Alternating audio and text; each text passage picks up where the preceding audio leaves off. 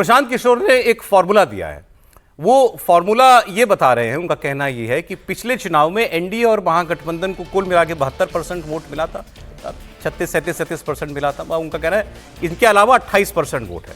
महागठबंधन और एनडीए को जिन्होंने वोट नहीं दिया, ये बिहार का 28% वोटर है। तो पहले तो इन पर हमारी नजर है। उन्होंने कहा इस 28% का एक बहुत बड़ा हिस्सा इस बार जन स्वराज को, मतलब उन्हें मिलेगा। फिर वो आगे कहते हैं कि इसके अलावा अगर एनडीए और महागठबंधन का 10-10% वोट भी उनको मिल जाएगा बिहार में, तो जन स्वराज की सरकार बन जाएगी। प्रशांत किशोर ने बिहार में सारी सीटों पर 243 सीटों पर अपने उम्मीदवार उतारने का ऐलान किया है। आपको सुनना चाहिए उनका फॉर्मूला। पिछली बार दोनों गठबंधन को मिलाकर 72% वोट पड़ा है। तो जितने आप लोग पत्रकार अनुभवी लोग हैं जो ये कह रहे हैं कि जगह नहीं है, तीसरे का विकल्प का जगह कहाँ है, तो आप समझिए कि पहले तो भाई दोनों गठबंधन को मिलाकर 72% वोट पड़ा है, मतलब 28% लोगों ने तो पहले से ही इनको नकारा हुआ है। तो उस 28% का एक बड़ा वर्ग जो है वो जन स्वराज को वोट करेगा। और दूसरा, मेरा जो सबसे बड़ा आलोचक है, आपकी गणना को ही मान ले कि भैया दोनों का वोट थोड़ा थोड़ा काटेगा। मान लीजिए आपका जो भी गणना, हमारे पास तो थर्मामीटर है नहीं कि बता दें किसका कटेगा कितना, लेकिन इतना तो सब मान रहे हैं कि दोनों का कुछ ना कुछ नुकसान होगा, किसी का ज्यादा थोड़ा किसी का कम। अगर दोनों दल का 10-10% भी नुकसान हुआ तो उसमें जोड़ दो भैया 28% और 10-10% दोनों का काट दीजिए, कहानी खत्म। तो लोगों को चुनाव करना है, लोगों ने तय कर लिया बदलाव करना है, तो भैया भाजपा एनडीए तो गई।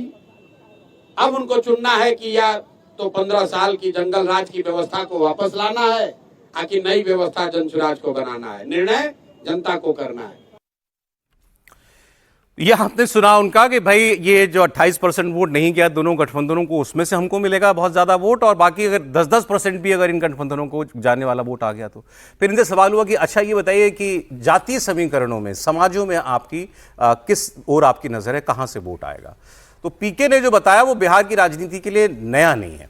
उन्होंने कहा कि बीजेपी को वोट ना करने वाले हिंदू, लगभग माना जाता है कि हिंदू वोटर का 50% बीजेपी को जाता है, नेशनली भी और स्टेट इलेक्शन में भी। स्टेट में और ज्यादा जाता होगा। तो उन्होंने कहा कि ये जो आधा हिंदू वोट नहीं करता वो मुझे मिल जाए या उसका कुछ हिस्सा मिल जाए, और मुसलमानों के वोट का 20%, तो ये विनिंग फॉर्मूला है।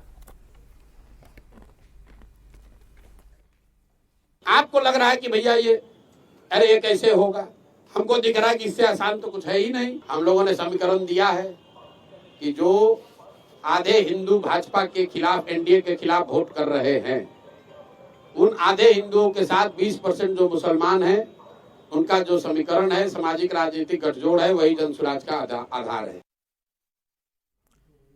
देखिए प्रशांत किशोर ज़्यादातर तो अपनी प्रोफेशनल लाइफ में वो जो है वो नंबरों के आदमी रहे, डेटा के और स्ट्रेटेजाइज करने के, तो उन्होंने उस तरीके से अपनी स्ट्रेटेजी बताई है। सर कुछ है दम इस हिसाब से? तो 64% वोट करीब नॉन बीजेपी एनडीए के पास रहा अभी, तो 11 साल से वही सरकार होनी चाहिए थी। यदि ऐसे वोटों की गणित हो, मतलब 50% में से जो मिलेगा उससे तो वो सरकार बना सकते हैं। जिसके पास पहले से ही 50% है वो ना बनाएगा सरकार। मुसलमानों का 20% वोट मिलेगा तो प्रशांत जी बना सकते हैं। जिसके पास 80% वोट है मुसलमानों का, वो नहीं बनाएगा सरकार। ये कैसी गणित है आपकी? मुझे तो नहीं समझ में आती है कि मैथ, और फिर केवल मैथ्स नहीं चलती है ना वहाँ पे, फिजिक्स नहीं चलती है, वहाँ केमिस्ट्री भी चलती है। आपकी केमिस्ट्री क्या है और क्यों वोट देगा क्यों नहीं देगा, इस पर नहीं आ रहे। और अब ये स्टेप बाय स्टेप वो चल रहे हैं, क्योंकि समझते हैं स्ट्रेटेजी ऐसी चलता है। अभी तक वो अर्श पर और फर्श पर थे, कल तो 10 सीटों पर आ रहे थे, आज वो 122 सीटों पर आ गए, सरकार बना सकते हैं।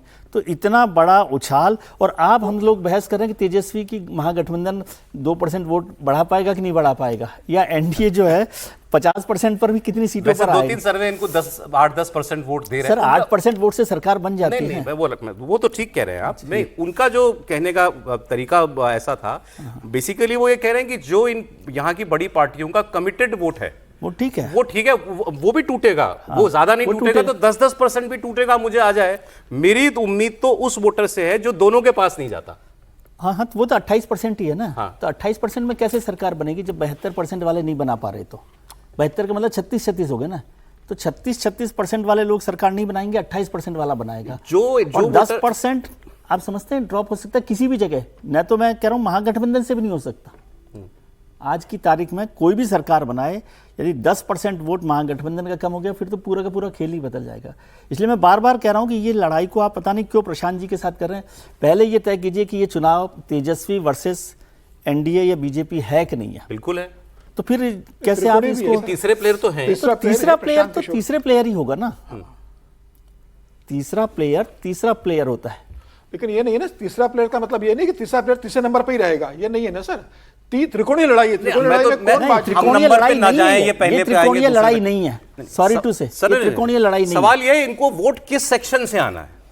वो एनडीए और महागठबंधन का कमिटेड वोटर भी आ सकता है या नहीं आ सकता, उनके जो तीसरा जो कोई तीसरा विकल्प देखता है वही इनके पास आएगा क्या। और चूंकि उन्होंने मुसलमानों का खास नाम लिया तो इसीलिए क्या मुस्लिम समाज में प्रशांत किशोर कोई इफेक्ट छोड़ रहे हैं।